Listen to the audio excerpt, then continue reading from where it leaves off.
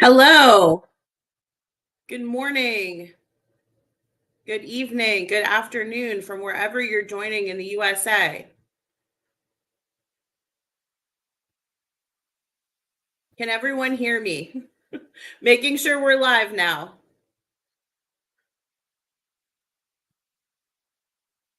We're so excited to have you guys joining us today. This is one of our first live broadcasts that we've done where we're going to do multiple segments and talk about different popular topics that you guys have written in and asked us questions about. And I'm so excited to be with you today. My name is Erica Ponchot, and I am our Director of International Recruitment and Programs at Health Carousel International. I have been with Health Carousel International for a little over 11 years now, and I love my job. I'm very passionate about what I do.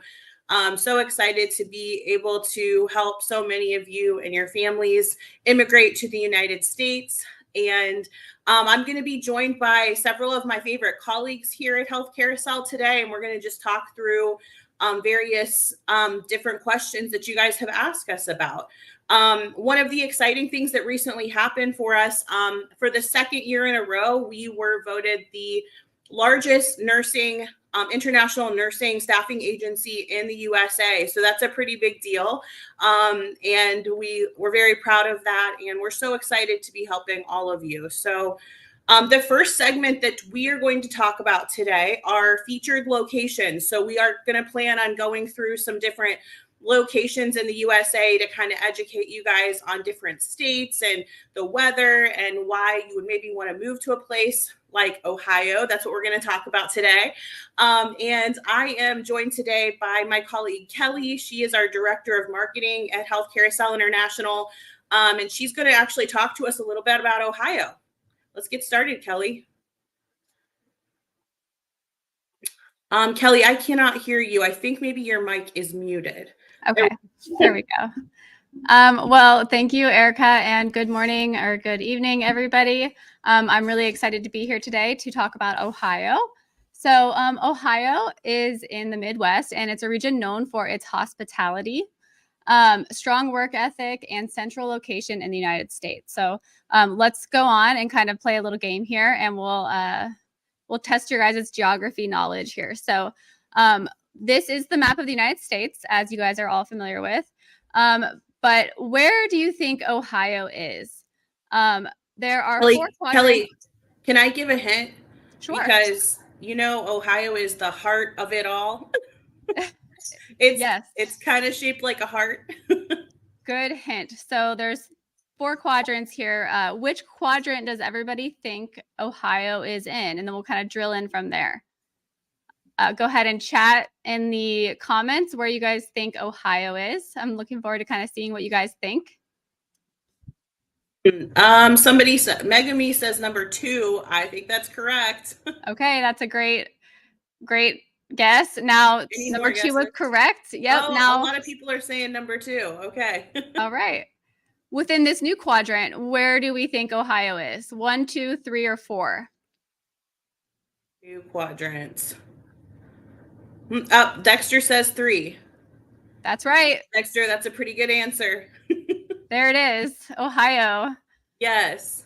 And there it is, the heart of it all. It's on our license plates. It says Ohio, the heart of it all. It does, actually.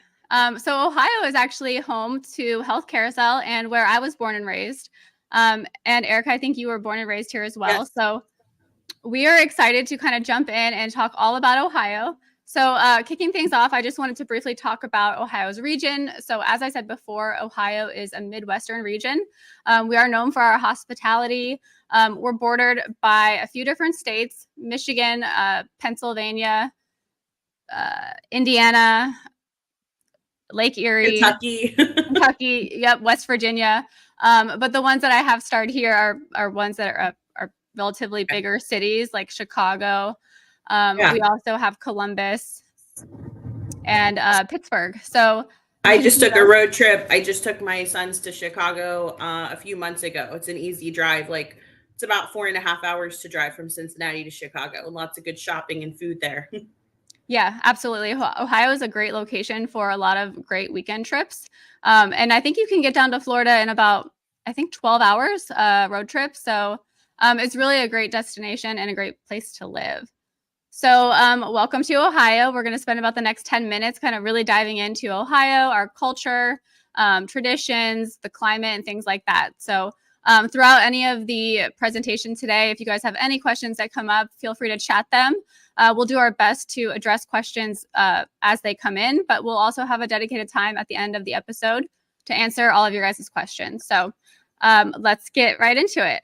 So here is a look at Ohio. I'm actually going to see if I can make us a little smaller or take us away. Okay. Oh, Alana brought up Cedar Point. I think we're going to talk about that in here. We are actually. So let's dive into the climate. So Ohio's climate, we're actually one of the lucky ones. We get to experience all 4 seasons. So we're starting out here with winter, which is around December to February. And our temperatures can range anywhere from 22 degrees Fahrenheit to 40 degrees Fahrenheit. And that's about -6 Celsius to 4 degrees Celsius. So the winters are definitely getting cold. And the further up north you go, the colder it's going to get. But winter is a really great season. We have a lot of outdoor activities that we can participate in. We have ice skating and sledding. You know, a white Christmas is always a beautiful thing. So if you plan on coming to a climate that has snow and cold winters, we highly advise you to wear or bring a winter coat. Yeah, winter coats, layers, gloves, hats, mitten, the whole 9. So that's Kelly, I think we should have people put in the chat either if they have ever seen snow in their lives or if they would like to see snow in their lives. Yes, I would. Because there are a lot of states. There are a lot of states that have snow, and we are one of them. We don't have it all the time, though, just for a couple of months, and then it warms back up again. Yeah, it really is the right amount of just seasonal change. We get a few months here and a few months there, and I love that transitional period. It definitely changes things up and adds some excitement.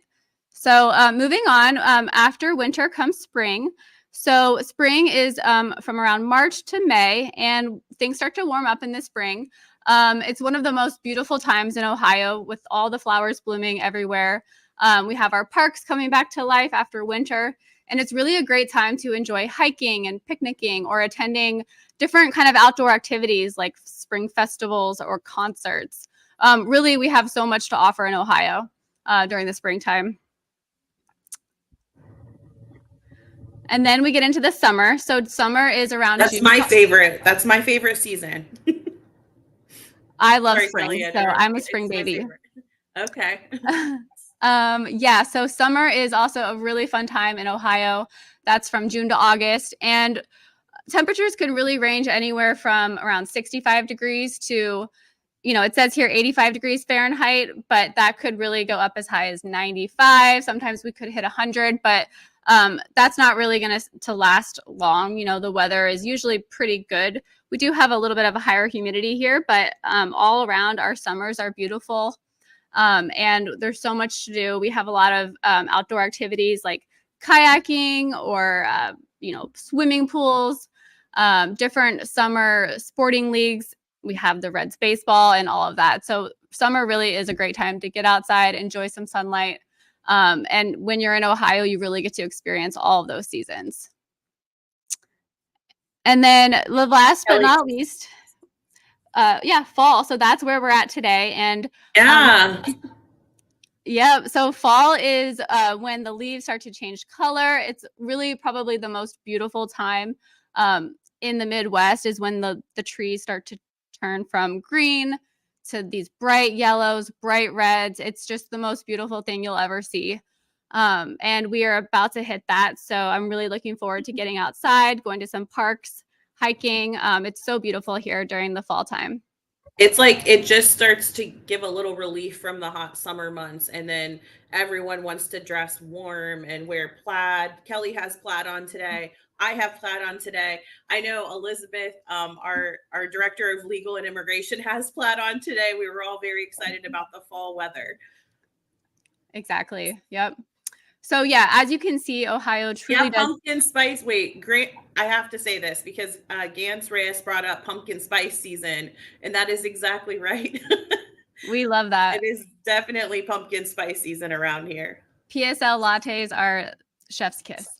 My mom just bought a bunch of pumpkins last night because she's making pumpkin pies, which is something we like to do here in Ohio in the Midwest.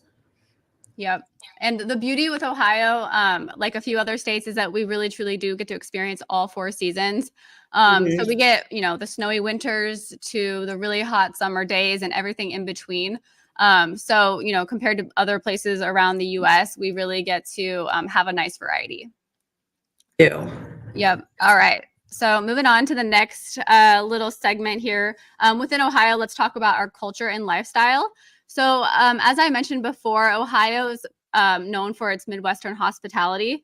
Our people here are known for being friendly, welcoming, and very community oriented. So whether you're kind of looking for a bustling city life or you want a slower pace, kind of small town feel, Ohio really has everything to offer. We have a lot of strong communities, and there's always something going on. This is an example of a Saturday afternoon in Twinsburg, Ohio. I know personally in Cincinnati, Ohio, where our headquarters is there's always something going on in the downtown area or in the suburbs. It really is a community oriented place to live. That's so true. It's very friendly.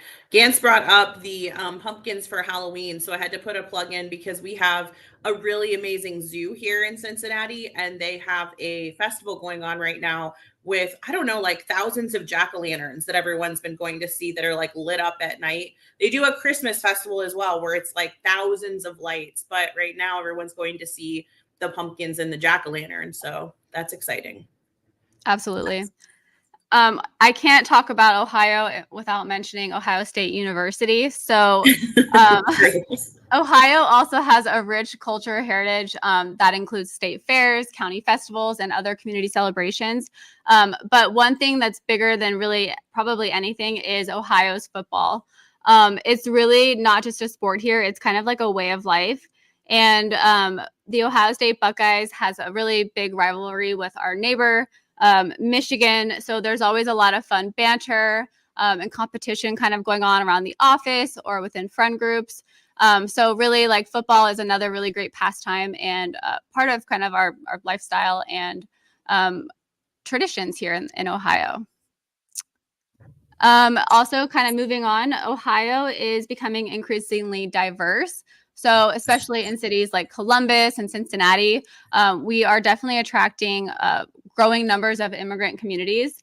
And something that's really unique about Cincinnati, I would say, in our kind of surrounding suburbs is we have a really, I guess, like a really large international food grocer called Jungle Gyms. And that's something Oh that. my gosh, I love Jungle Gyms, Kelly. I didn't know you were going to talk about Jungle Gyms. Yeah, I mean, I feel Very like I have passionate to. about it. Yes. Jungle Gyms is this giant supermarket that has foods from all over the world. You could spend an entire day there just browsing the aisles and really exploring different cultures and cuisines. So it's really great, and I love that about Cincinnati and our surrounding cities and neighborhoods. Too. And I saw a comment in the chat. If you're not a part of our program already, make sure that you register to join. I know we're going to be posting the link in the chat so you can apply for our program if you're interested in coming to the United States. But I know many of you are already on your journey, so we're trying to help you out with understanding the culture in the United States. So awesome. Thanks for that, Erica. And of course, another great aspect of Ohio is our work-life balance. So Ohioans really know how to hustle and bustle, but we can also slow down and enjoy the finer things. It really makes it great for families as well as professionals. So whether you're spending time with your family or you're doing some outdoor activities with friends, or really just unwinding after a long day of work, Ohio makes it really easy to do that, as well as to live a healthy lifestyle. I was just, playing sand volleyball with my neighborhood friends. I think it was Tuesday, and even though it was really cold and everybody's feet were freezing, we still got out there. We live an active lifestyle. It's a really great place to live.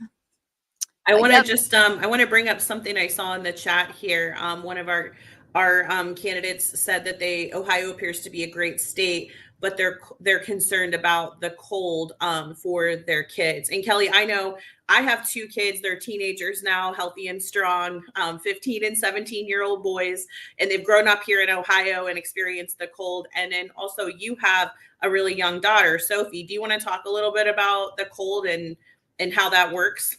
Yeah, absolutely. Well, one thing I have to say about children is that they are extremely adaptable. So, I think just for children, they love just being outdoors. My daughter would just love to be outdoors all weekend if she could. So Yeah. I don't think I've ever experienced any issues with the cold. Obviously we get her a nice coat for the winter time.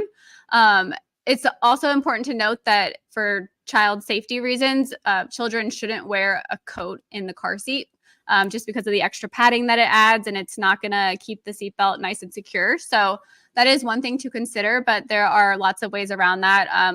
We have a blanket in the car. I'll run out and warm it up if I have to before we drive away. So really, like, you kind of work your way around it, and it hasn't ever been an issue for me. We have our houses have really good heating systems, and so do all the buildings here, obviously. So you can get out of the cold. I have a fireplace in my house that we like to warm up in front of, but everybody wants to go outside in the cold for a little bit, right? You just bundle up in your warm clothes, and like my boys love to go sledding. I don't know if Sophie has gotten to that point yet or not, Kelly, but like if we get a little bit of snow, everybody wants to get out and get their sleds and do the sledding thing. Which is so much fun. Some people like to go ice skating or things like that. So it's actually just the right amount of cold in Ohio. It's not, year round. You just have a couple of months and then it gets warm again. And so you kind of go in and out of it. It's really fun. And Gantz, he is after my own heart. Talking about Cincinnati chilies. I've made chili twice this week. My boys love chili. and we love to cook, but Cincinnati is definitely known for their chili. So if you make it here, you've got to try the Cincinnati style chili.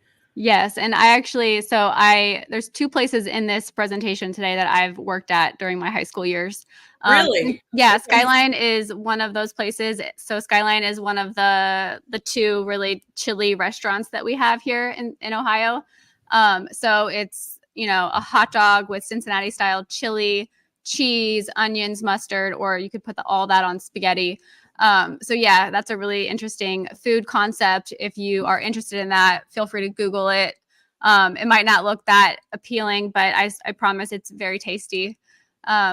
So moving right along. Oh, one more thing, Kelly. I saw Agatha brought up, and I wanted to talk about this because I think she made a good point. She said she hopes that we'll give other hints about other states such as Missouri. And one thing I think we should say is that we are planning on doing these live broadcasts at least monthly. And so we're planning on covering a lot of different states. So if there are different states that you have in your mind that you want to know about, feel free to drop them in the chat and we'll consider highlighting them in our next live broadcast.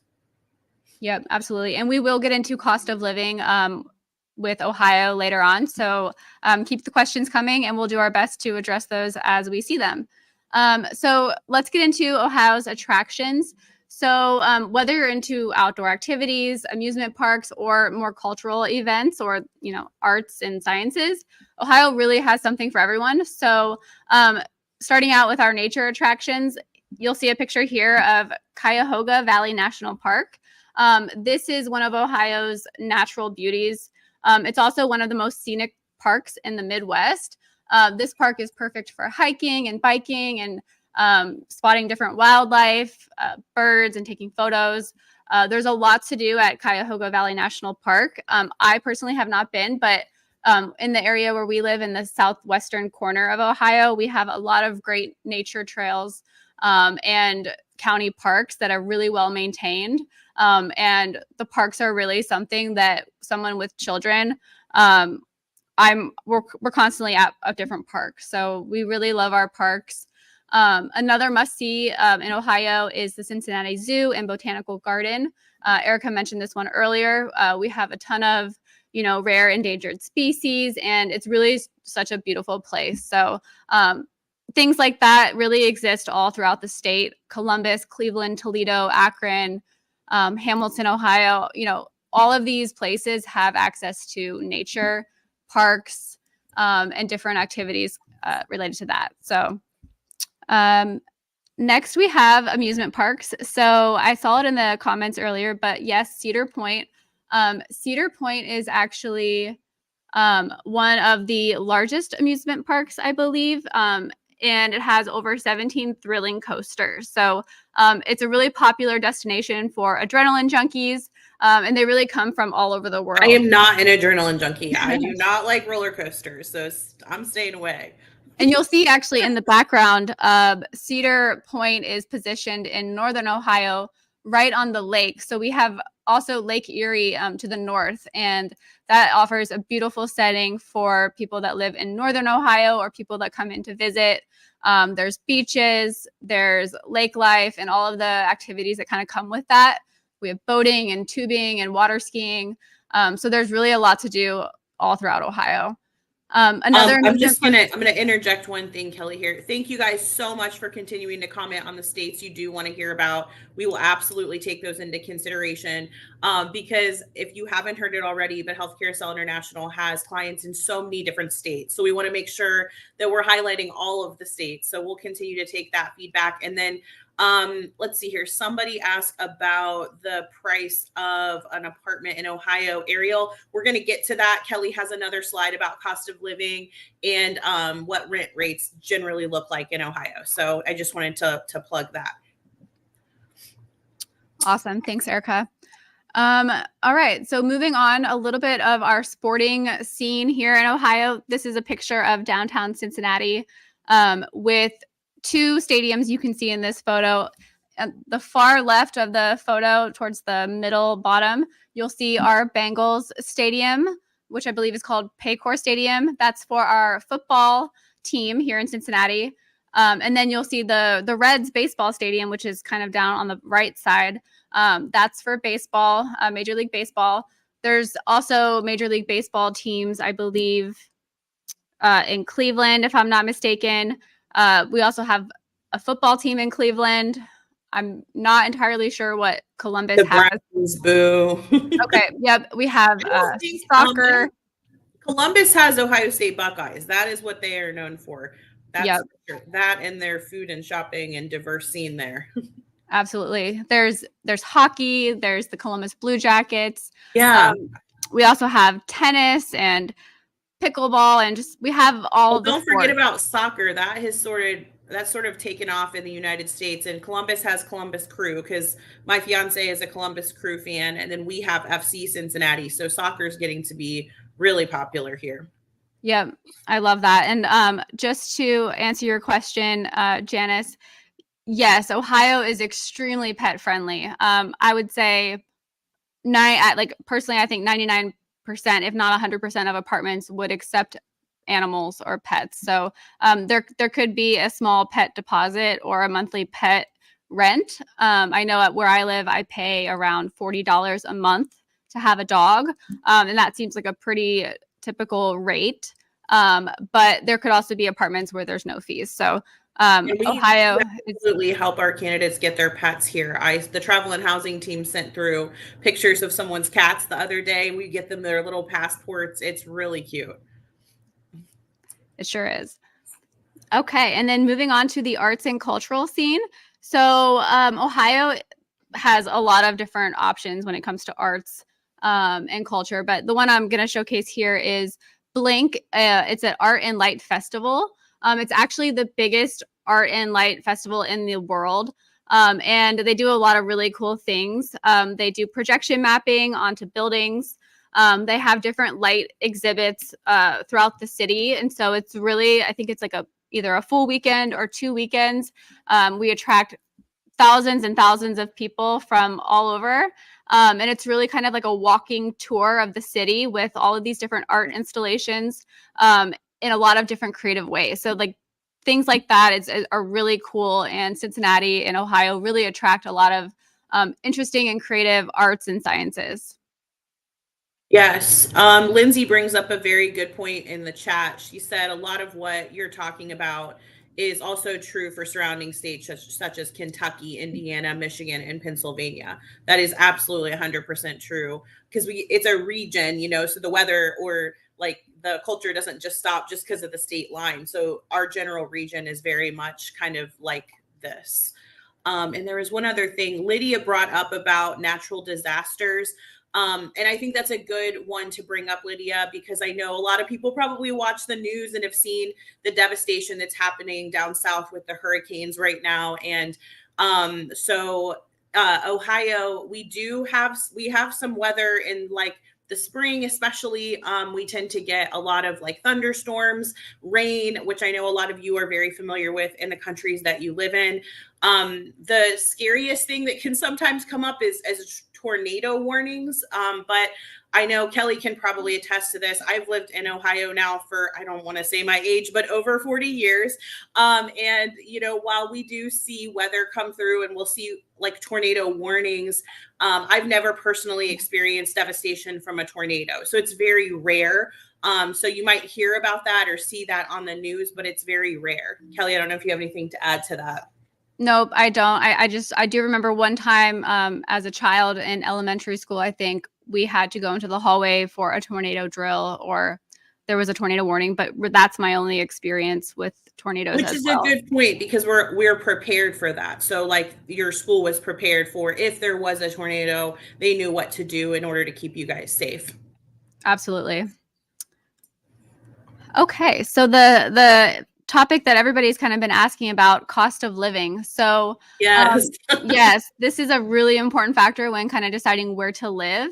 And Ohio is a really great option for healthcare professionals because of its affordability, especially when you compare it to places like New York or California. So we're going to take a little deep dive into cost of living. And before we do that, I do just want to give a little bit of like background on what the cost of living index is. So there's an overall cost of living index, which is a single number used to compare the cost of living between different locations. This index typically considers various categories such as housing, groceries, transportation, healthcare costs, utilities, and then other miscellaneous expenses. So it's a really great way to compare different locations to one another. And the base number for the index is usually set to 100, and that's what it is in this case. And that represents the national average. So a number above 100 means that location is going to be more expensive than the national average. And then a number below that is going to be cheaper. So starting with Ohio, our cost of living index comes in at 88, which is 12% cheaper than the national average. Comparing that to New York, New York has a cost of living index of 187, which means it's 87% more expensive than the national average. And California is also more expensive at 149. So when you compare the overall affordability of Ohio to other states, Ohio really does come in as a really great option. It does, especially if you have a family or children. I mean, I cannot imagine living in a state with that high of a cost of living. There's just no way. With 2 kids and being a single mom, there's no way I could have afforded to buy food for my kids. And also I want to add to this, Kelly, like Lindsay had brought up earlier, this would generally be a good index to look at for the surrounding states as well. So like Kentucky, Indiana, my mom just moved over from Indiana, but they have a similar cost of living. Michigan, all the states kind of surrounding us are very similar in their cost of living. Yeah. And then even within a state, I will say that you will have areas that are going to be more rural and going to have a lower cost of living compared to the larger cities. So if you're trying to get an apartment in a downtown area, like downtown Cleveland or Columbus, it's going to be a slightly higher rent to pay each month compared to living somewhere maybe a little bit further out from the city. So keep that in mind as well.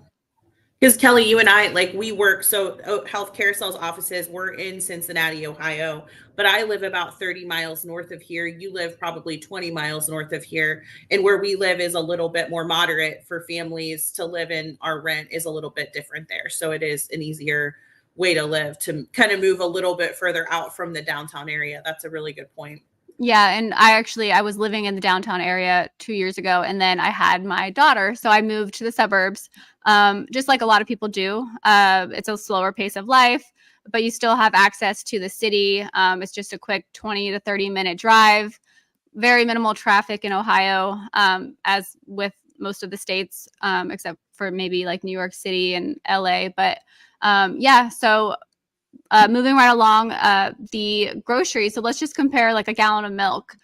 In Ohio, you're going to see around $2.50 for a gallon of milk.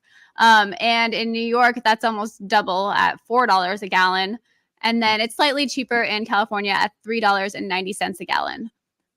For a carton of eggs, you're looking at around $2 a carton in Ohio, $3.50 a carton in New York, and it looks like $3.30 a carton in California. So New York and California are somewhat similar, but you can see that Ohio is clearly cheaper.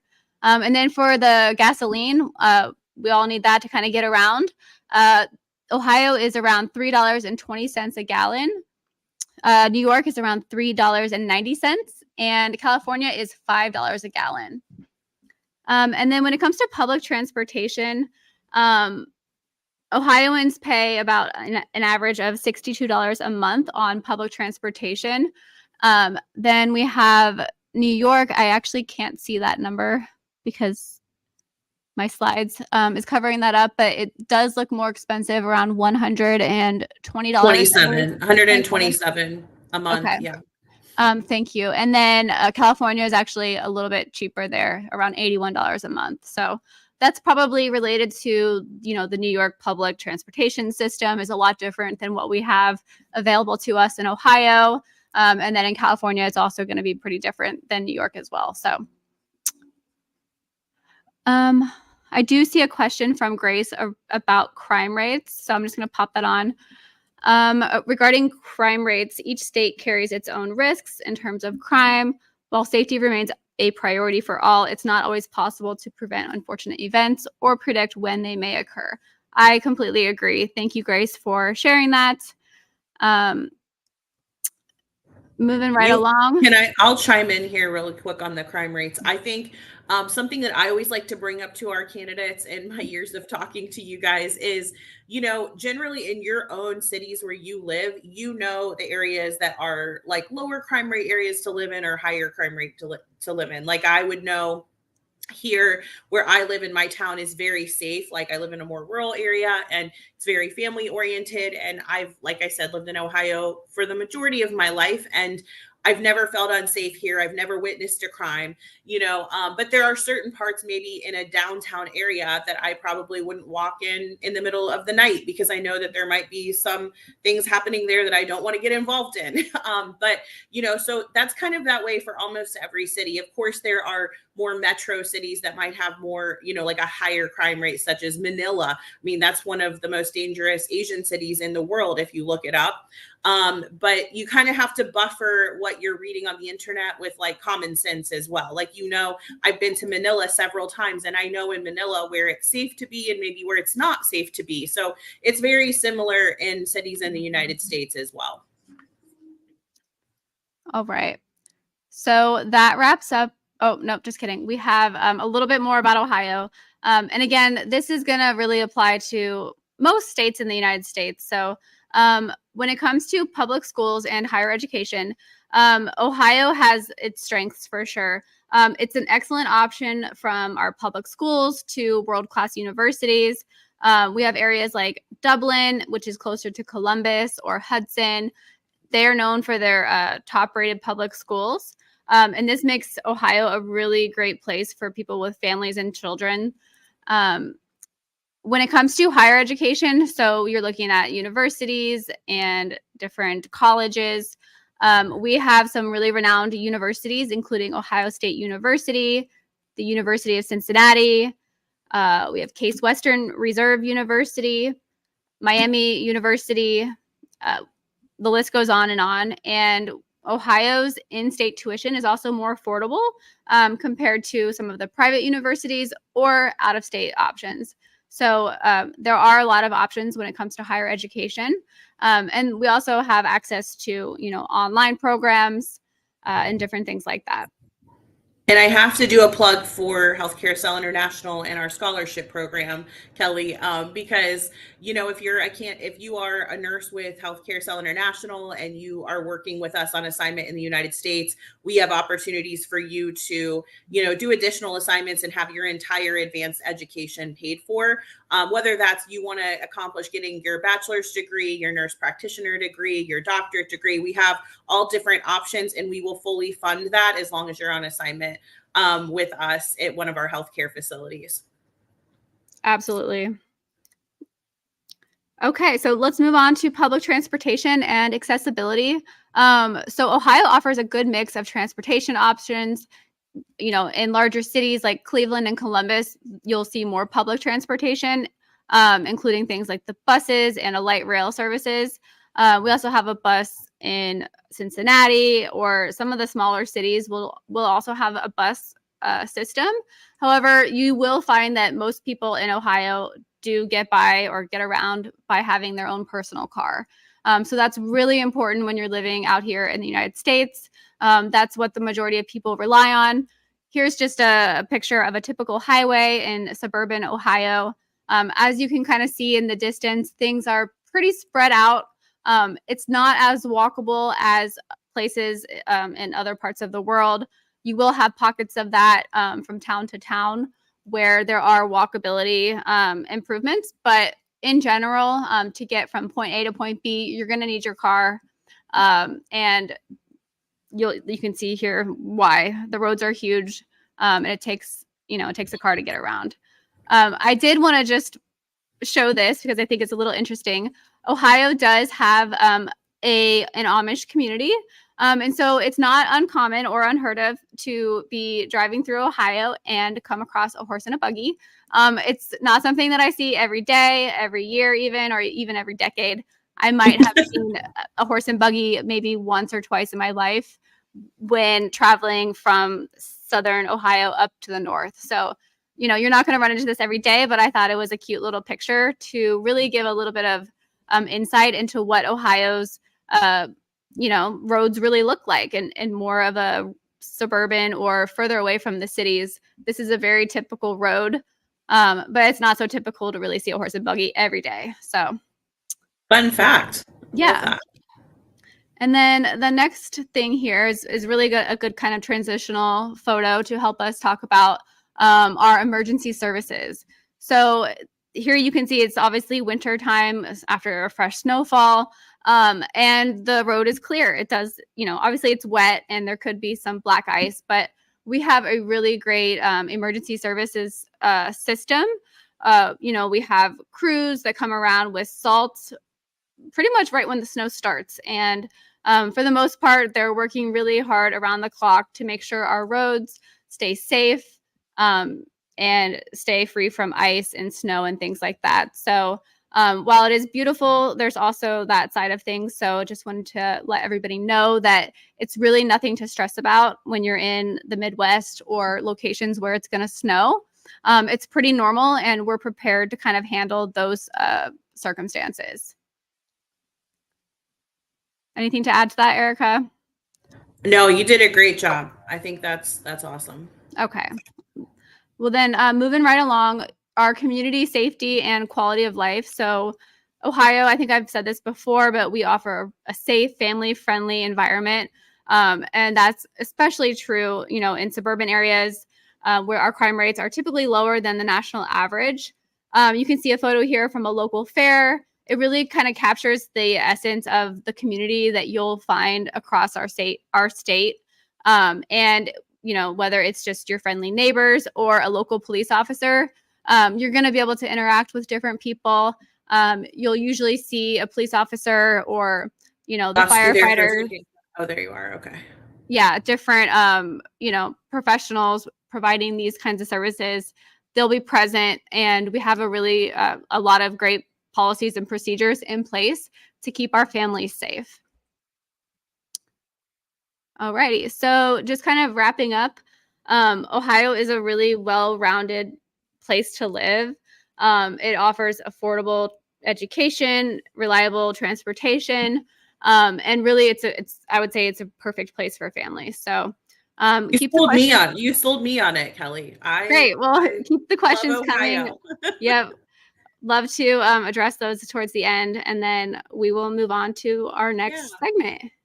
We are going to continue to take questions. If you don't get your question answered, we'll make sure to follow up with you after. And your questions are really good feedback for us to kind of know what we need to talk more about on these live broadcasts. So we really appreciate your feedback. And let's see here. We are moving on to our next segment, which is exploring childcare options in the United States. And I know this is a popular one for so many of you if you have kids. Hey, why don't you drop in the chat if you have kids, how many kids you have, boys, girls, and kind of interact with us that way. And I am joined today by a couple more of my favorite colleagues. Miss Erin, she is our manager of the deployment advocates. Many of you know her and have probably seen her face before. And Joel, he is on our international employment supervisor team. He also has worked on our account management team, has a lot of experience with our client facilities in the different states. He's also originally from the Philippines, so he has lots of information for you guys on how that transition happens. And he has kids too. Erin has children. She's going to talk about our in-home daycare options. Joel's going to talk about school-age children, and Kelly's going to talk about daycare centers because they all have children that are currently in these different options. Let's go ahead and get started, Kelly. Cool. Yeah. So also just to kind of point out before we do jump in, there are other types of childcare that we aren't going to cover in this chat, but just throwing this on the screen so that you guys can kind of look into that and see what options might be best for you and your family. Erica, so do you want to kick us off with our first question? 100%. Okay, so our first question is, can we just talk a little bit about the typical cost of the different childcare options? I think that's probably one of the biggest questions that people have is how much does it cost? What's the typical price? And Kelly, do you want to start with the daycare centers? Okay, sure. Yeah, so the cost is going to vary by location, obviously. So the national average is anywhere from $1,000 to $1,500 per month per child, and can get as high as $2,000 per month in higher cost of living cities like San Francisco, New York, Chicago. So for daycare centers, which is kind of what I'm here to represent, the cost is also going to depend on the age of your child. So infants is going to have a slight premium than it is going to be for you to get care for your toddler. And then the price is going to continue to go down the older your child gets. So anywhere from, I think, maybe 10 to 15% less each month for each age that your child goes. So that's something to keep in mind as well. And for I guess the national average, or the Ohio average, I should say, is around $1,250 a month for a toddler between the ages of 2 and 3. And that's close to what I pay as well. So there's... And kind of what does that look like for daycare? Like, so people know, like, what happens on it. What does your day look like with Sophie? Like, you take her there.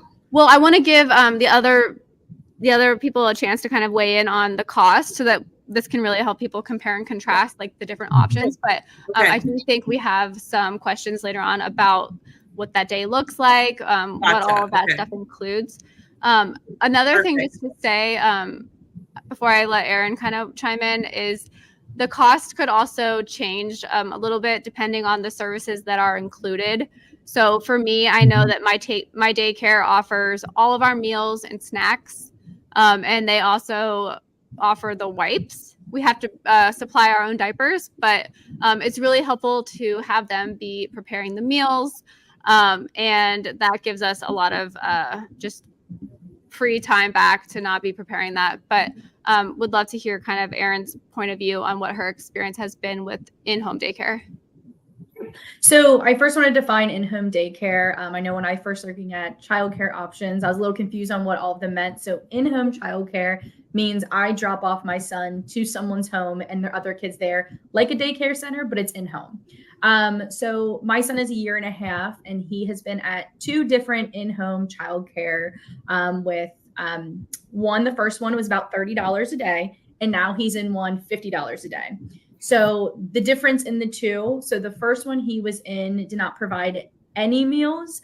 So that meant I brought breakfast, his lunch, his snack, his milk that he drinks. He's a year and a half. So I brought all of that. So what he's in now is $50 a day, which is different, but she provides his lunch and a snack. So I only bring breakfast, which is really nice. And she's very structured too. So you're paying for kind of what you're getting. So she has a structured nap time. Maximum she has is about 6 kids a day, depends on the day. And she's really, really flexible, which is great. So if I need to change around some days, she's really easy to work with. Or if I need to swap out a day, if you have to guarantee most in-home childcare. So say you want to do 3 days when you first initially work with them. If you miss a day and say you were off work and you want to spend a day with your child, you typically have to pay that day. So that is one thing about in-home childcare, because it is their full-time job. It is a guaranteed day that you have to pay for. So that's one little downside, but other than that, it's very, very flexible. And about in Ohio, where I'm located outside in the suburbs, can be anywhere from 30. I've heard up to like 60, 70. Totally depends on what they're offering and how many children that they have each day as well. Erin, I'm going to pause you for a second, because a lot of the question we're getting is about, is this per child, or is this for, like, if you have 3 kids, you pay the same amount? And it is per child. What Kelly's talking about is for Sophie, and Erin's talking about the same thing, is just per child. So I have one son and it's just for him. Yep. So I know each childcare in home is different too. I've heard of some that my friends go to that if you have 2 kids, you get somewhat of a discount. It could be like $5, $10 off, but each child is a different price. So if I had 2 kids, it would be $50 per one kid, $50 for another. That's a great question. Erin, do you know what that comes out to monthly by chance? I do not. Okay. Yes, I'm sorry. Okay, so I guess it just depends on the number of our calculators out. the number of days that you have. 2 or 3 days, so around $400, $500 a month. Yeah. Okay. So it is a little bit of a cheaper option, but I know daycare centers like where Kelly daughter goes has more educational programs involved. So that's another pro of a daycare center. Yeah. So also just to clarify, for like a daycare center in Ohio, it is around $1,250 to upwards of $1,500 per month, depending on the age of the child. So yes, I did say it could be as high as $1,500 a month for a toddler age child. And then it's also going to, like, we do have some part-time options with daycare centers, similar to what Erin's talking about, but it is a little bit more strict. I don't think you can really pick and choose your days. The daycare centers have everything kind of oriented around their schedules and their staffing and children ratios. So even if we can't show up past 10 a.m. at our daycare center, because they're relying on that child count to plan the rest of their staffing needs for the whole day. So if we're going to be late coming in past 10 a.m., then we have to have a doctor's note. That's another thing to just consider. And then if we pick up a minute past pickup time, which our daycare closes at 6, I know others are open later, but they do also charge a fee if you're showing up late to pick up your child. So I would love to give Joel a chance to kind of weigh in as well on the cost. Ellie and Erin, you guys this is amazing information. I know I've seen so many comments from people about their children, and obviously our children are the most important thing in our lives. And so this is a really important topic, and Joel's going to cover the school age ones. I've seen some questions about, can I leave my kids at home alone? And so we're going to talk more about that. Let's dive into it, Joel. Yeah, absolutely. So I'm Joel. Hello, everyone. I have right now, my son is in high school, but he's been in the public school system for 7 years already. So we've gone through a lot, our family, just, navigating the school system. I'm going to step back a little bit so that people understand, like, because actually the first thing that people ask me is like, how does the school system in America works? So first thing that I think people had to understand is so there are public schools and there are private schools, right? And it's the same thing here in America. But most of the time, you're going to land in public schools because 90% of schools here in America are public schools. Now, of course, depending on your, it's your own personal choice if you want to send them to private school for a variety of reasons. But most likely, your kids are gonna, end up in public school, which is amazing. The public school system works. Think about it like territories. So if you go back to the map of the U.S., the map of the U.S. basically divided into territories, and that's what we call like the school districts. So anywhere you live in the US, you're going to fall into a certain school district. And in that school district, there are going to be schools for your kids beginning from first grade, of course, up until to 12th grade. So first grade is usually around 6 or 7 years old, depending on the state. Here in Ohio, it's 7 years old. And then, like I said, it goes all the way to 12th grade. Uh, you will also hear like how it's called. There's elementary school, there's middle school, and there's high school. Now, which grades fall into which sometimes differs by state. But here in Ohio, elementary school is first grade up to fifth grade, and then middle school is 6 to 8, and then high school is 9 to 12. Now, like I said, most likely your kids will fall into a certain public school district. And then the cool thing, since we're talking about cost, mine is actually the easiest for school age kids because the public school system is practically free. So, like I said, you land on a location, there's a school district that serves that. Automatically, they'll take in your kids and they're going to provide education practically for free. Why do I say practically? Of course, there are still certain costs that you'll probably pay like throughout the year, like things like I've seen fees like technology fees. So this is a small fee for like when the school gives out like updates the iPad that the kids use. They'll maybe charge you maybe $50 for the whole year for technology fees. Sometimes certain subjects, like I've had my son doing some work in his engineering class because he's in high school now, and then they went on a field trip. So of course you're going to pay some cost for that field trip. But the basic instruction, so math, English language arts, social studies, science, the core subjects that they need to learn, those all come for free. And there are other things as well that come for free, like the food that they get at school is also free because there's food in the cafeteria. They just line up every day during recess and they get the food there. And then the coolest thing that I found, especially when we just moved here to the US, that was really helpful, even the busing system. So the school bus. Maybe when you search the US, sometimes one of the images that you see is that big yellow striped school bus. That is truly an American thing because all those public school districts that I told you about, like I said, 90%, right, of the US, those are all served by the school bus. So you don't have to worry about how the kids get to and from to school. So those are also part of like what's provided. You don't pay for that. And your kids get picked up in the morning. The times of school varies, of course, by state, but it ranges around. School starts between 7:30 to 8:30. Like I said, varies by state, and then ends around 2:30 to 3:30. That's pretty consistent. What differs as the grade level changes are the breaks.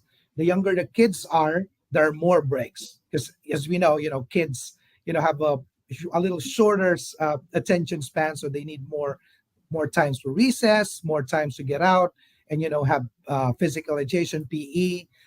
So the breaks are more often for younger kids. But then as they go to high school, like my son right now, they basically have one break, lunch break. That's it. So it's basically like a job already that they Yeah. go for 6 to 7 Joel, hours. Yes. Joel, I'm gonna pause you just for a second. You're giving us so much great information. I think some people Mhm. feel like it's almost like a fire hose because there's just so much good information you're sharing. We had a couple questions. So Mhm. the first one was, is kindergarten a part of the public school system? Yep. Yep. Yes. Yes. Yes, it Yes. is. Yes, it Yeah. is. Yeah. If Preschool and then mhm. kindergarten. Mhm. Yep, preschool and kindergarten are also part of it. They're a little bit different though, just in terms of like the times. Yes. Their school times are for shorter. Mhm. Again, it differs. Sometimes it ends at 12, 1, thereabouts. Okay, so it's Yeah.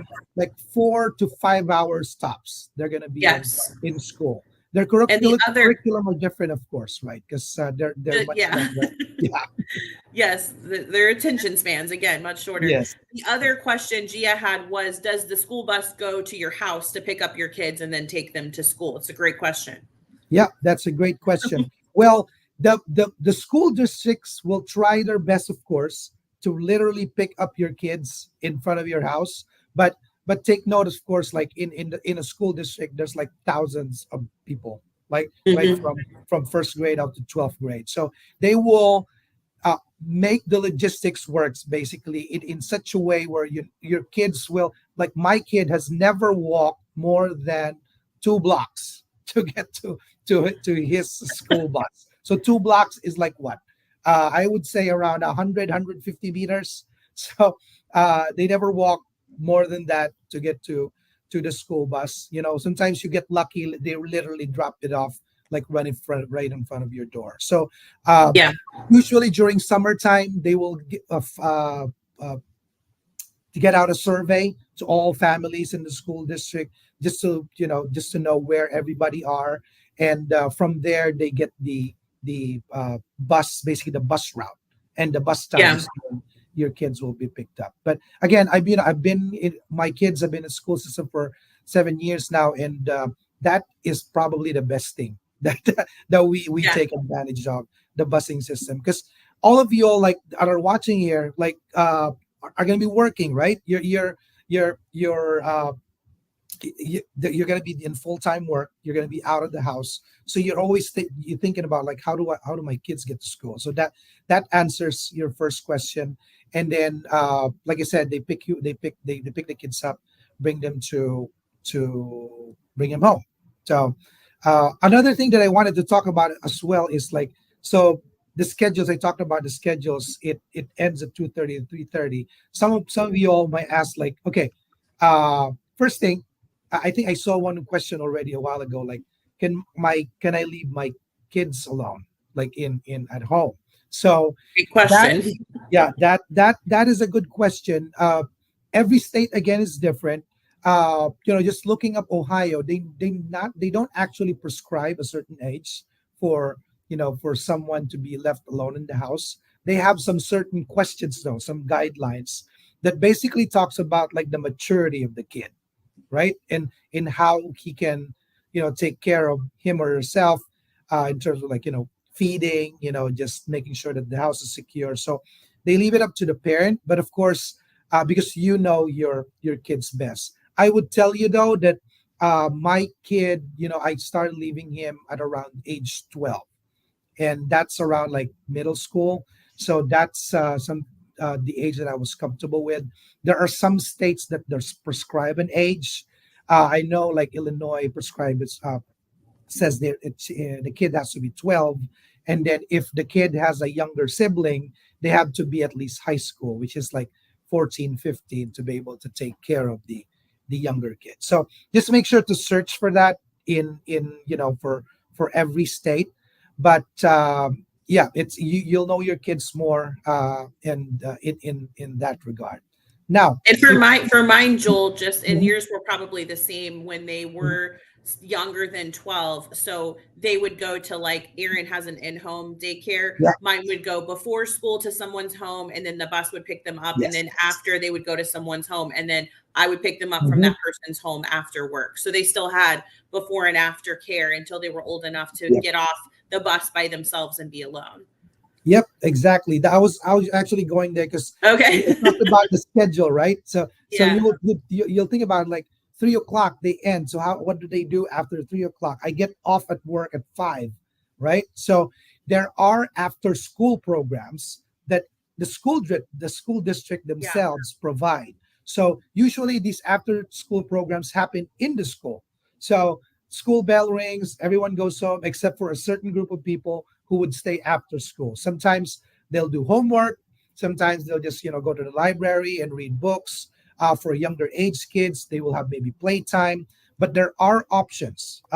Always, like when you find out where you all are going to be living and working, always try to find out first the school district that I talked about. Find out what that school district, which school district covers your area, and then from that school district you will find all sorts of information from for pro- uh, before school and after school programs. And Yeah. like I said, it completes the whole day basically. That you will reach a point where you just bring your kids to the bus. They go to school, they go to after school, and you pick them up after school, and it becomes like a routine, and you'll get the hang of it as as the years go by. Joel, I'm seeing a few questions about, and I don't, were your kids, when you immigrated Mhm. here, were they immigrated and started school? How was the school system for them integrating from coming from the Philippines, for example? Because I'm seeing some questions from people about their kids Yeah. coming and how that works in the public school system, if people Mhm. support them and that kind of Mhm. thing. Yeah, that's a great question. So just in terms of academically, it's not too different in terms of like the major subjects, right? There's math, English language arts, science, and then social studies. So there's three main things. In certain states, there will be specific things that they will talk about, like and especially as they grow older. Like I remember in Illinois, they had like Spanish required for middle school, so those things will come. Uh, so it's not too different in terms of the instruction. Now, maybe you would ask, like, what if my kid has? Because I saw a question as well of like in terms of like English language, right? If my kid doesn't have like that strong core of English yet, and then he comes in, and the instruction is of course in English. In most schools, there is already an English, an ESL, so it's basically a subject that helps bridge that gap for people who are not native English language speakers. So you get that again. That's for free. You have to let the school district know that, hey, my kid needs help in terms of like the English language. Can he enroll in this specific subject? So the school district will offer that. That will basically be an extra subject that they take just to bridge that gap to make them stronger in their English language abilities. And my kids never took that.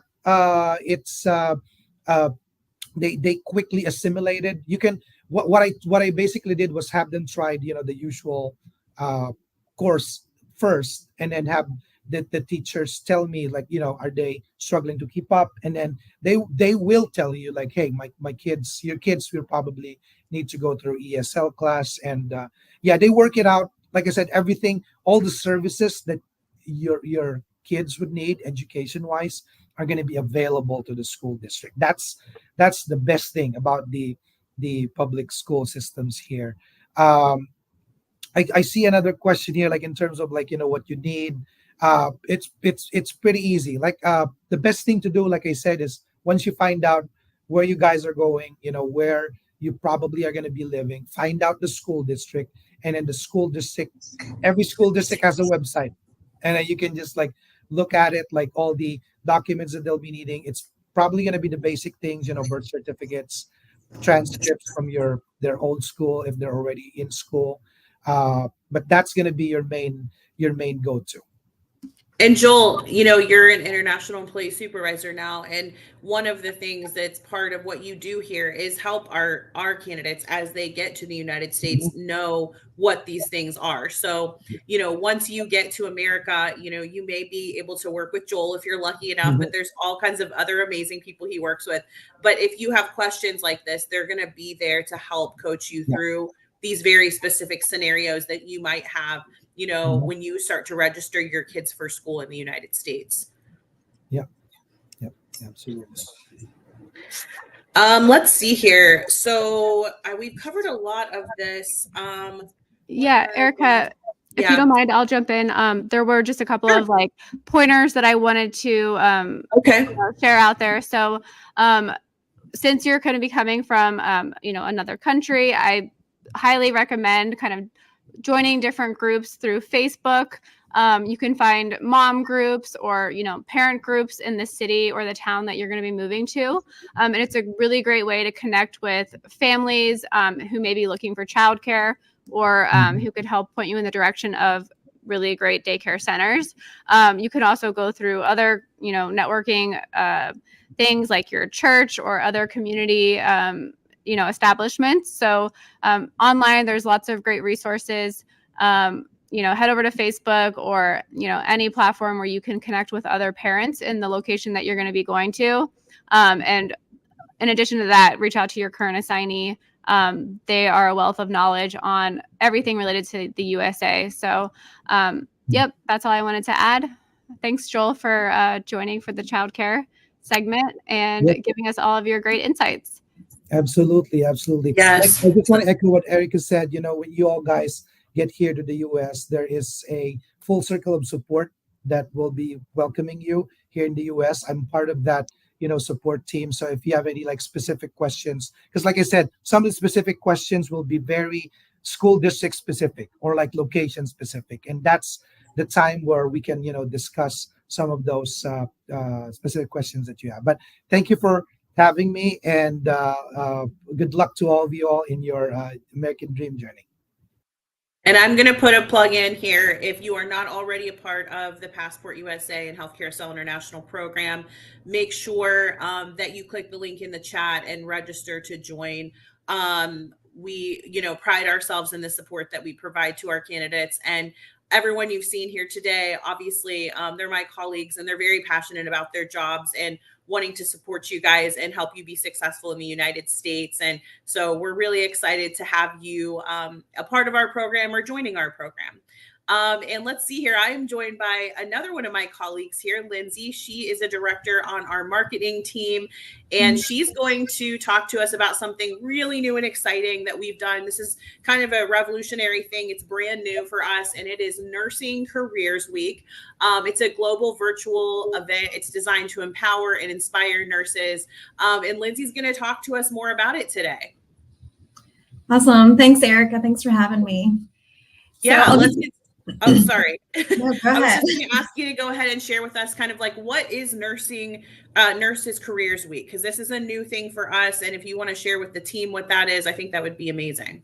Yeah, absolutely. So as Erica mentioned, this is a brand new thing. It's really a global virtual event, and it's happening, as you can see on the screen, November 11th through 15th. So coming up here in about a month. So this is really, it's all about empowering our nurses. We're going to be offering like tools and resources and all kinds of inspiration to really take control of your career. So the idea really came about after the pandemic, really, where we really saw a lot of things reshaping the whole nursing profession. We had nurses everywhere that were, shouldering all kinds of new, immense challenges and different situations that we've never seen before. So what we've been seeing lately is that nurses around the globe are really focusing more on finding flexibility, work-life balance, all kinds of professional growth opportunities. So at Healthcare Cell, we were really wanting to create like a new space where the nurses can really focus in on these different evolving career paths, and we can really celebrate nurses around the globe who are finding success in the industry. Yeah, that's so amazing. For international nurses, which we're talking to today, coming to the United States and working is a dream, really. And so what do you find is going to be a big support to them in this Nurses Week that we've created here? Yeah, that's a great question. For our international nurses like all of you, this is really a chance for you to hear directly from U.S. nursing leaders in the industry, as well as others who have actually been in your shoes and come from different countries into the U.S. through our program. We're going to have expert-led webinars, panel discussions. There's even going to be an opportunity to have some one-on-one career coaching sessions for selected participants. It's all about really giving you those tools that you need to succeed and sharing those stories for those who are either like just getting started on their US journey like you might be, or for those that have been here for years and are feeling stagnant in their career and kind of want to re-energize their path forward. Wow, this is really exciting stuff. How can our nurse audience that's online right now get involved? So it's really simple. The website, nursingcareersweek.com, is up on the screen. So you can just go to the website. You can read all about the different programs and sessions that we have online, the different giveaways that are available. And you can just sign up through our registration form and you'll get all the information you need. That is awesome. Thank you so much for joining us today, Lindsay, and sharing the details of this. I'm excited. This is brand new for us, and I'm excited to see how this goes. Thank you for joining us. Awesome. Thanks for having me. All right. And our next segment, we are moving on to immigration, retrogression, navigating the Visa Bulletin, all of the fun things that everybody wants to know about. And I am joined today by another one of my colleagues, Elizabeth. She's our Director of Immigration, and she's going to share some really good information with us about this. I know you guys have all the questions, so make sure you're posting them in the chat.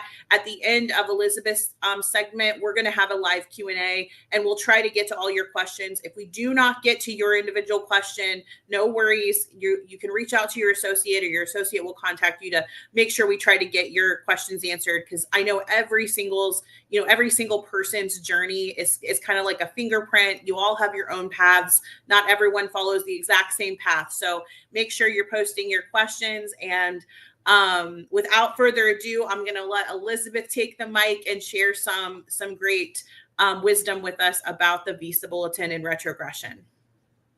Thank you, Erica. Yes, as Erica said, I'm Elizabeth. I'm the Associate Director of Immigration and Licensing, and I get to speak to you today about the fun, challenging immigration process. And one of the bigger immigration challenges that we are facing right now is what is called retrogression. I'm sure as someone who is seeking to immigrate to the U.S., I'm sure that you've heard the term retrogression, but what does it really mean? It's a term that's thrown around, so I want to make sure that we're all clear on what retrogression actually means. The U.S. has an annual limit on the number of immigrant visas or green cards that can be issued each year.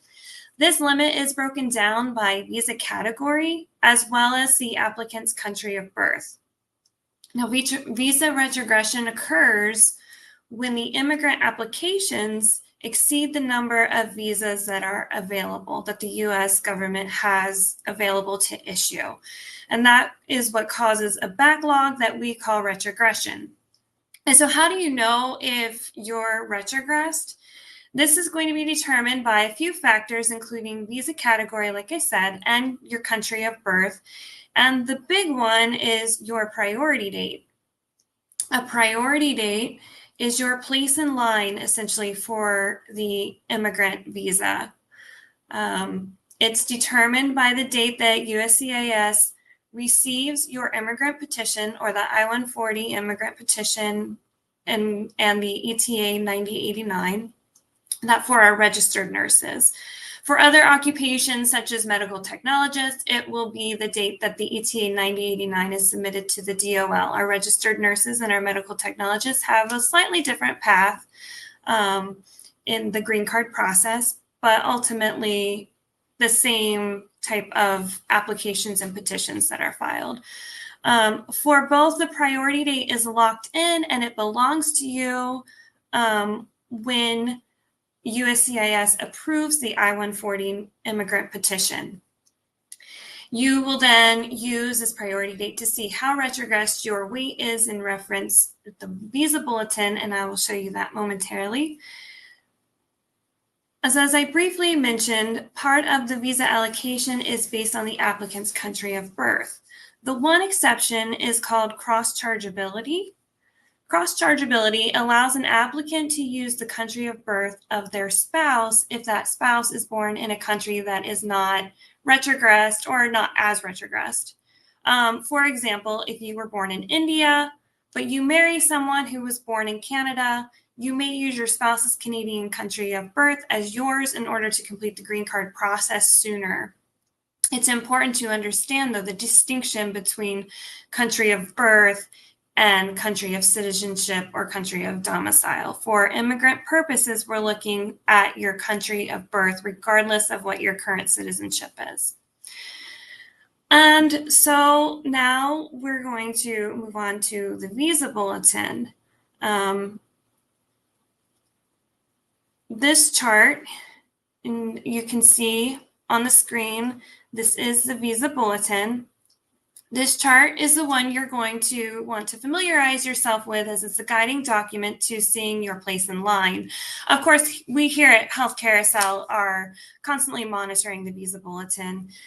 So you don't need to, do your own, you can of course do your own research, but if you have if you're not sure what you're looking at or how to read the Visa Bulletin, we are constantly monitoring that, and we're happy to help. But as you can see, it's broken down into the employment-based categories. So if you were to go to Google and you type in the Visa Bulletin for the current month, it's on the Department of State website.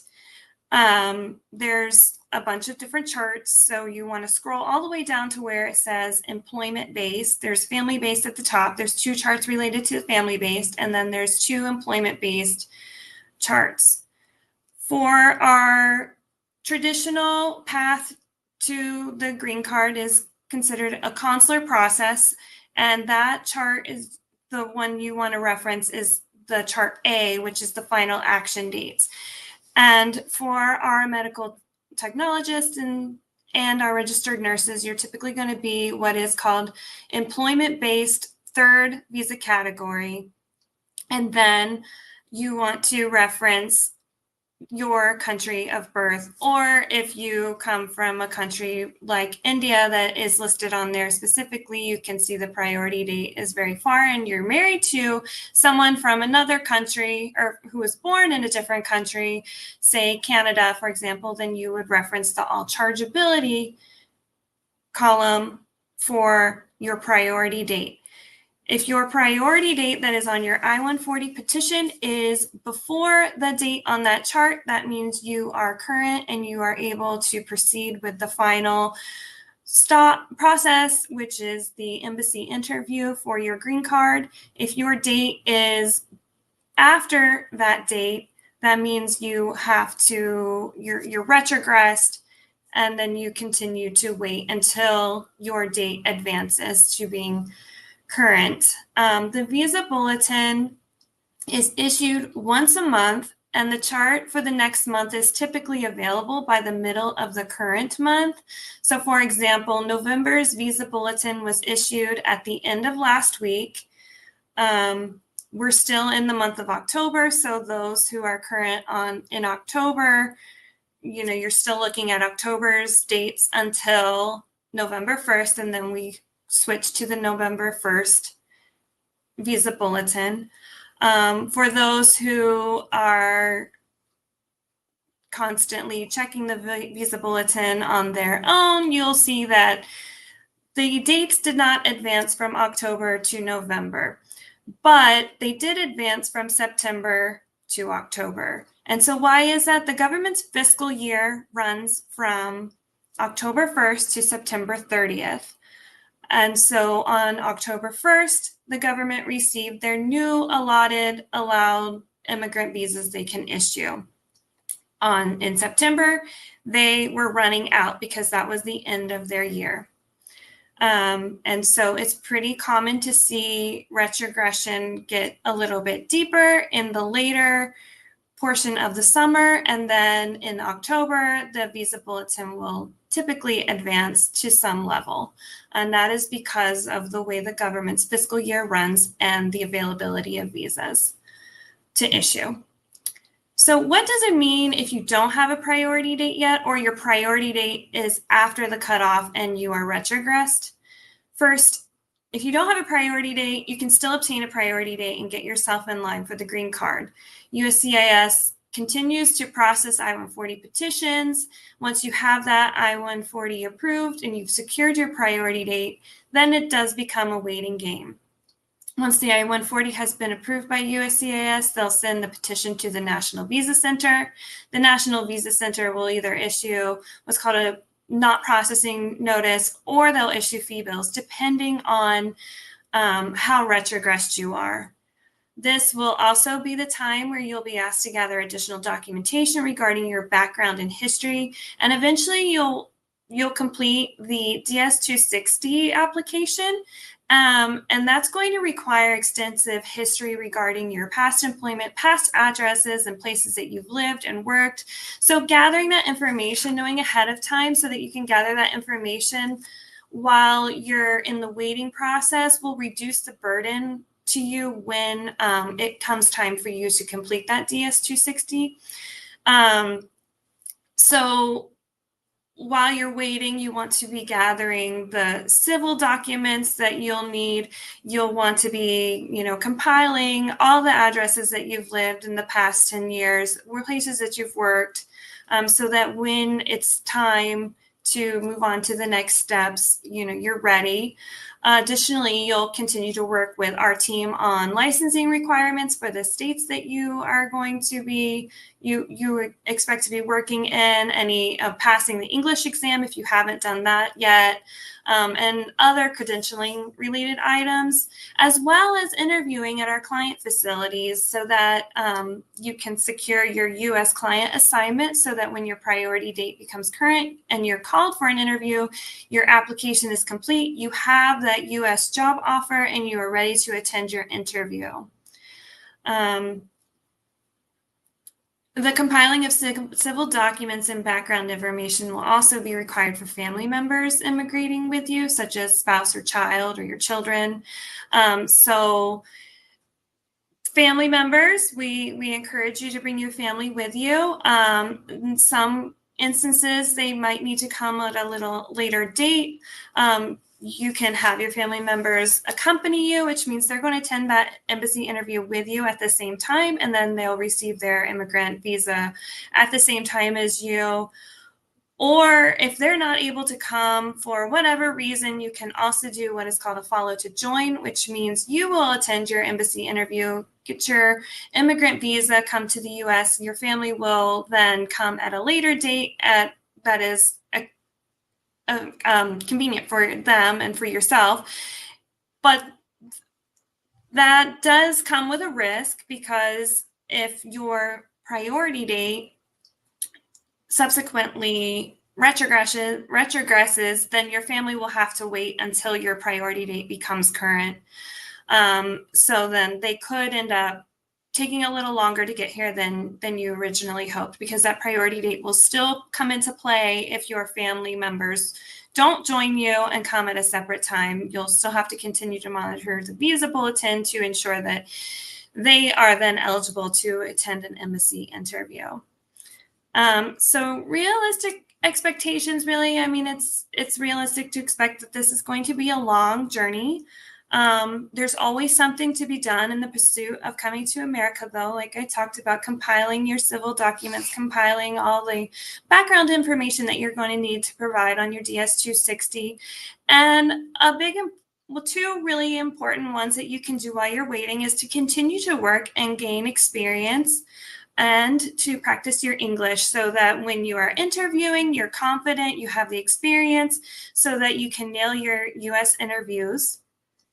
And then when you get to the U.S., you're proficient in your English, and you can just jump right in and ready to go. Finally, a big question that I get asked a lot is, can we speed up retrogression? Is there anything that we can do to speed up retrogression? Unfortunately, the answer is no. As I said earlier, the U.S. is only allowed to issue so many immigrant visas per year, and that's going to be broken down by visa category. And then on top of that is each country only has a certain allotted amount that can be issued within the larger lump sum. So there's no expedite process available for the green card process. The only part of the process that can be expedited is the I-140 petition. The I-140 petition step is where the priority date is secured, like I said, and it can be filed via premium processing, which provides a response on that petition within 15 calendar days. There may be occasions where you would not want to premium process your I-140, and that's where we would have discussions with you about that. Typically, we'll see no advantage to premium processing if you have a child that is approaching the age of 21. In immigrant purposes, a child that is 21 or older can no longer accompany you as your dependent child. So premium processing, and if you have a child in that age range, you would want to reach out and let us know so that we can discuss whether premium processing would be advantageous to you. And it's important to note that premium processing isn't going to impact your priority date. It secures, it gets the I-140 approved a lot quicker, and which then secures that priority date. But the priority date is based on the date that it was filed, not the date that it was approved. So that is the only step in the immigrant process that can be expedited. Everything else is a waiting game, but there are lots of things that you can do while you're waiting to be ready for your embassy interview and coming to the U.S. And, you know, it can be a long process, and at times it can be very stressful, but it's ultimately worth it in the end when you make it to America. Elizabeth, that was such good information. Thank you so much for sharing so much of your wisdom and knowledge here. One of the things that I just want to note from Elizabeth and everything that she shared, and I hope you guys pick up on this as you're hearing us talk today, all of our other colleagues as well, is that we truly care about you individually. So each of you, like I mentioned when she got started, just has a different journey. Everybody has a different journey they're following. Depends on the country that you were born in, if you're bringing family, if you're not, you know, when your date was filed, how quickly you were able to obtain some of your documents and pass your exams and all of that. So every single person is different. And you know, we do have the full circle of support here at Healthcare Cell International. You will have an associate every single step of the way that's dedicated to each portion of your process in helping you successfully get to the next one until you get to America. And, you know, a lot of the questions that I've been seeing come through in the chat, I feel for you. My heart goes out when retrogression is in place. I know it's easy to get fatigued. I call it retrogression fatigue. You know, it's easy to get this kind of fatigue that sets in where you're like, you just feel like all hope is lost and what do I do now? And I want to assure you that retrogression is very, very normal. Many of you may not have experienced it before, especially if you recently joined our program. But I started with Healthcare Cell over 11 years ago. And when I started here, we were in a state of retrogression for the Philippines, for the rest of the world, for India, for China, for most of the countries. And that's just very normal. That's how the United States government regulates the amount of visas that are being used per country, that have been allotted per category. And that's just how they manage it. And so I know that it feels negative and I know that it can feel discouraging, but we have never abandon any of our nurses during any time of retrogression. So we're here to help you and encourage you and keep your hope up during those times. And like Elizabeth said, there's so many things you can be doing while you're waiting. I know it's hard. I'm an impatient person. I think most people are impatient by nature. You know, we want what we want now, right? Unfortunately, there's nothing we can do to expedite you getting here quicker. What you can do for yourself is, like she said, making sure that you're, you know, passing the exams you need to pass, getting the credentialing documents that we need, having everything ready in advance and being prepared is really important. You know, particularly if you get down to the point where you are documentarily qualified by the NVC and your embassy interview could be scheduled. Maybe your date is retrogressed, but the next month, if the Visa Bulletin comes out and your date becomes current, you want to be ready to go. Because if you don't have your your documents prepared and your date becomes current, it could retrogress the following month. So it's really important. And I know that that can be a little bit stressful, but that is something to be thinking about, is making sure that you're prepared in advance. You've got your documents together, you've got your credentials together, and you're working on those. So no need to get discouraged. I have seen nurses who have waited sometimes for 10 or 15 years to get to the United States. And I don't want to say that that's going to be you. I don't predict that at all. I think that it will move much quicker for you. But we have literally waited with nurses who maybe were from countries where there wasn't visa availability, and we waited with them until they successfully got to the United States. So we will be here to hold your hand through the process. And so don't give up. Before we jump into more immigration questions, Adishola, you asked a question about Nursing Career Week. You are eligible being an international nurse, so please go ahead and register and sign up for that. Let's see here. Ifioma asked a question. Elizabeth, I'm going to let you answer this. Is priority date and the date of documentarily qualified a benchmark for having an interview date, or is it only the priority date that's a determinant factor? Did you understand that? Yes. Okay. I mean, they kind of both play a role. Of course, priority date, you need to have a current priority date in order to even go to the embassy interview.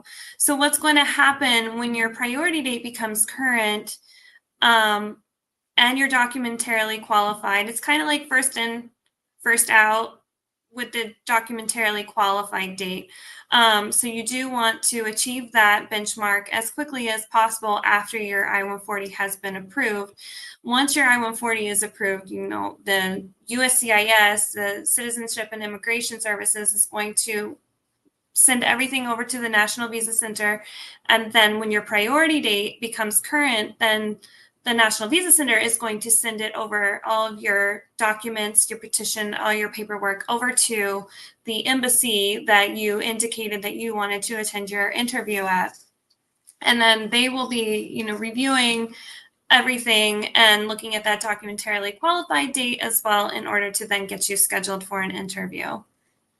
So it's both. And if you're on, the call today and you haven't had your visa petition filed yet, I can't stress the importance of getting us your documents so we can file your visa petition. That's really important, because that is your place in line. Your priority date is your place in line, and you won't lose your place in line no matter how far retrogress things get. So it's really important to get us the documents and let us get your visa petition filed. Let's see here. Sam Jana had a good question. So they want to know, suppose the priority date is May 30th, 2023. What does that mean? Like, how do I understand what that means for me if that's my priority date? How do I know based on the Visa Bulletin if I'm current or not current? Yes, so you will look at that Visa Bulletin, and you're going to look at your visa category, which for a registered nurse is going to be EB3. So the third preference category on the employment-based chart for Chart A, final action date. And then you're going to find your country of birth. So if you were born in the Philippines, if you were born in India, if you were born in Mexico, and if you were born in China, those are specifically listed out. And then there is that other category that says all chargeability. So if you were born in any country other than China, India, Mexico, or the Philippines, that will be the category that you would want to look at. And then you're going to look at EB3, country of birth, and there's going to be a date there. It's in date, month, year order. And so then you would want to see if your date aligns with that date, or where it falls, if it falls before that date or after that date. If it falls before the date listed on that chart, then you would be what is considered current. If it falls after that date, then you would be considered retrogressed. Yes, that's a good one. All right, Stephen wants to know, looking at the current trends in the bulletin, is there any hope for progress in the priority dates in the coming months? And Stephen, I wish we had an answer for this. I do. It's like probably the number one question we get, especially if you've already got your priority date and you're like, but I'm retrogressed. Unfortunately, we work with some of the top experts in the industry. We're partnered with folks that have even worked for the US Department of State and things like that, who have knowledge about this kind of thing, but yet no one can predict what's going to happen, right? We're not connected with the US government, so we can't know what they're going to do next month or the month after, unfortunately. The one thing that I kind of count on, though, and that I know to be true by looking at data from the last couple of decades, is that the US always issues the amount of visas that they've allotted every single year. So there's 140,000 visas that are for the skilled worker class, and they always issue all of them. So it's not that it's going to be held back. And I don't want you to worry about the administration. We've got a big election coming up. We're not really concerned about that. The visas will continue to be issued. It's just that there's a lot of people like you that want to come to the United States right now and that are taking their NCLEX, which is awesome. It's a historic moment in time. I've never seen so many people taking and passing NCLEX from countries, all over the world. We have over 120. We probably have candidates from over 120 different countries in our pipeline right now. And that's incredible. I love that. But that means there's more people trying to get the visas, right? So it just backs up the line a little bit more. So there is hope. There absolutely is hope. It just might take a little bit longer than you initially expected. And that's okay. Like Elizabeth said, keep getting your work experience and keep practicing your English if you struggle a little bit with your English speaking skills. That is going to be the most important thing for you to be successful. And maybe this is the time you have to focus on that and invest in yourself to make sure that you're investing in your career so that you can transition to practice well when you do get here. Oh, Juan Carlo, I love that. I will not give up. I trust Healthcare Cell and Passport USA. Thank you. And I appreciate that. And I trust them as well. Like I said, I've worked here for 11 years and I've never seen us abandon a nurse in a time of retrogression. And the majority of the time I've worked here, it has been in retrogression. So, we had some visas freed up after COVID. There were some unused ones. And so it made things current for a little bit. And I think it tricked everyone's minds like, oh, it's going to stay current. But like I said, there's so many people trying to get here right now, which is an exciting time. But that's what retrogression is about. It's just the US kind of regulating the amount of people that are coming in. Red, let's see here. My daughter's place of birth is not the Philippines, but she's a Filipino citizen. Which date will we be looking at? Elizabeth, do you want to take that one? That's a good one. Yes, that is a good question. So the priority date is going to be based on the applicant's place of birth. So the primary applicant, which would be our registered nurse, which would be you, and then your spouse and your children are considered dependent applicants. So the primary applicant is the country of birth that will be looked at. The only difference in what the cross-chargeability is referring to is if the spouse is born in a different country, not the children. So that's the distinction there. If you have a spouse that was born in a different country, then you can use their country of birth. Otherwise, it will be your country of birth that you'll be using. Awesome. All right, great. Thank you, Elizabeth. So unfortunately, we have run up on time. We've actually gone 41 minutes over what we were planning to do for this live broadcast, but I love that because that means you guys have been interactive. We've had a great audience today. Lots of questions and so much great information. A lot of my colleagues had to jump off because they had other meetings to join. But I was so excited to have subject matter experts here from a lot of our different teams. And we're going to continue to do these monthly. I think these are extremely helpful. So continue to send questions in about things you want to know more about. I appreciate the feedback on the states. We'll make sure we highlight some different states as well. And obviously, you guys are always going to have immigration questions. So we'll have Elizabeth back on to join us for more information about immigration in the Visa Bulletin. If we did not get to your specific question, please be sure to contact your IDA or your IPA to ask them if you have an immigration question, and we'll make sure we get that answered. Because again, some of your questions are very specific to your own journey in your case. So we'll make sure that we answer those as well.